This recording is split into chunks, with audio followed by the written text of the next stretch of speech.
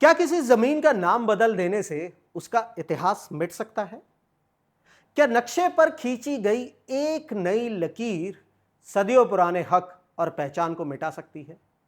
क्या बार बार नाम बदलने से कोई जमीन आपकी हो जाती है? यही सवाल आज हम उठाएंगे स्टोरीज ऑन स्पॉटलाइट में। मैं हूं परवेश बामल। आज बात उस धरती की जो भारत का अभिन्न हिस्सा है, अरुणाचल प्रदेश। और अब उस पड़ोसी देश की जो इस जमीन को कभी नक्शे से, कभी नामों से और कभी झूठे दावों से अपनी बताने की कोशिश करता है, चीन। भारत के विदेश मंत्रालय ने हाल ही में चीन द्वारा अरुणाचल प्रदेश में कुछ जगहों के लिए नए चीनी नाम जारी करने की कड़ी निंदा की है। भारत ने इसे बेतुका और उस अखंडनीय सच्चाई को बदलने का प्रयास बताया और कहा, अरुणाचल प्रदेश था, है और हमेशा भारत का अभिन्न अंग रहेगा। लेकिन दोस्तों, चीन क्यों बार बार नाम बदल रहा है? यह पहली बार नहीं है। दरअसल अरुणाचल प्रदेश में जगहों के लिए नए नाम जारी करना चीन की पुरानी आदत है। भारत इन नामों को चीन द्वारा दिए गए आविष्कार बताता है और लगातार वह स्पष्ट रूप से इन्हें खारिज करता आया है। यह सिलसिला 2017 में शुरू हुआ था, जब चीनी नागरिक मामलों के मंत्रालय ने अरुणाचल प्रदेश में 6 स्थानों के आधिकारिक चीनी नाम जारी किए। इसे उन्होंने मानकीकृत नामों का पहला बैच कहा था। यह नाम चाइनीज भाषा में है और हो सकता है कि मैं इनका उच्चारण सही ना कर पाऊं, उसके लिए क्षमा, पर स्क्रीन पर आप इन्हें पढ़ सकते हैं। इन नामों में वो ज्ञानलिंग, मीला री, क्वाइडन गार्बो री, मैनकुका, बूमोला और नामका पब री शामिल थे, जो अरुणाचल प्रदेश के तवांग, क्रा दादी, पश्चिम सियांग, सियांग, अंजा और सुबनसिरी जैसे इलाकों को दर्शाते थे।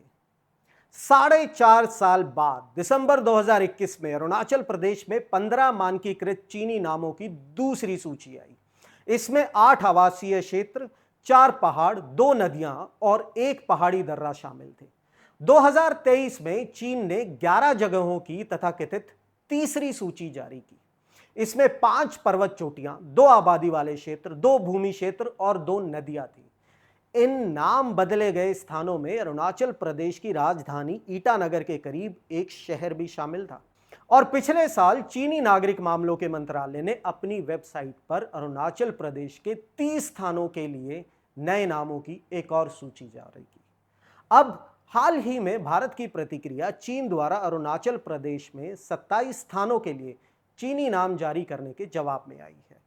यह चीन द्वारा अरुणाचल प्रदेश में जगहों के नाम बदलने का कम से कम 5वां प्रयास है।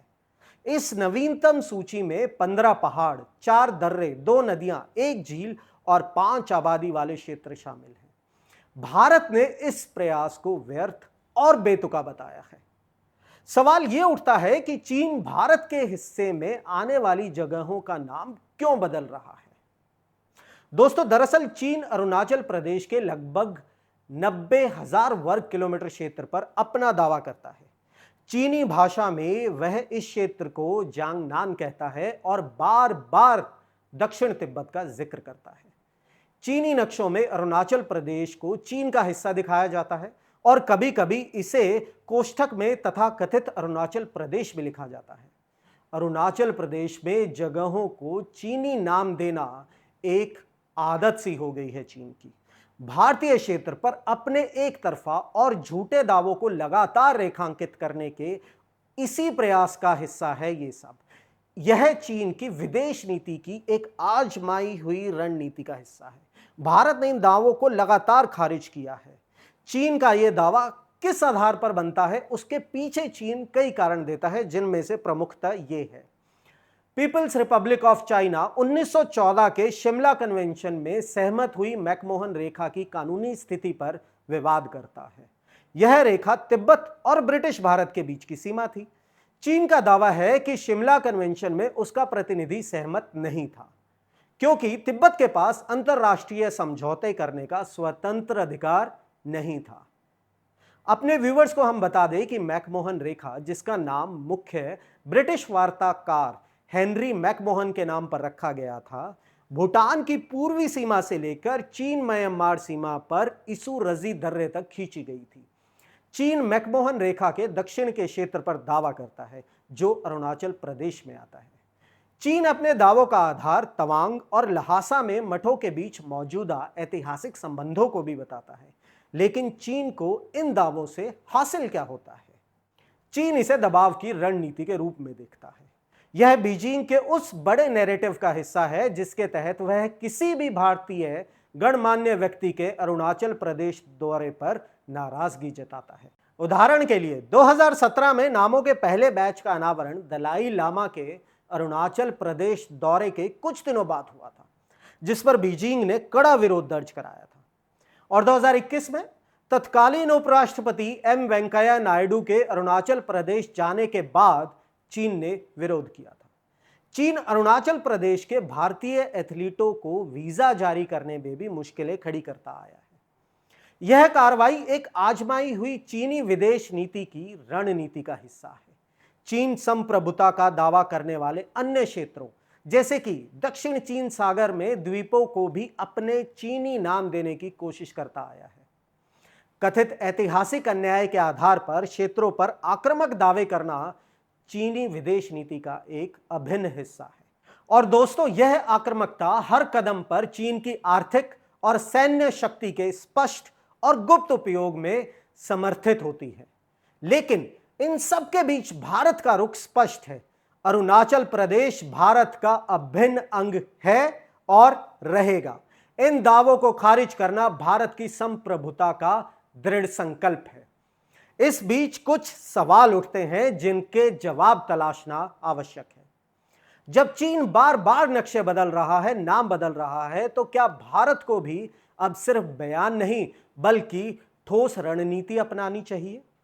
क्या हमें केवल पश्चिमी सीमा पाकिस्तान पर ही ध्यान देना चाहिए या पूर्वी सीमा अरुणाचल और लद्दाख जैसे इलाकों पर भी उतनी ही गंभीरता से फोकस करना चाहिए?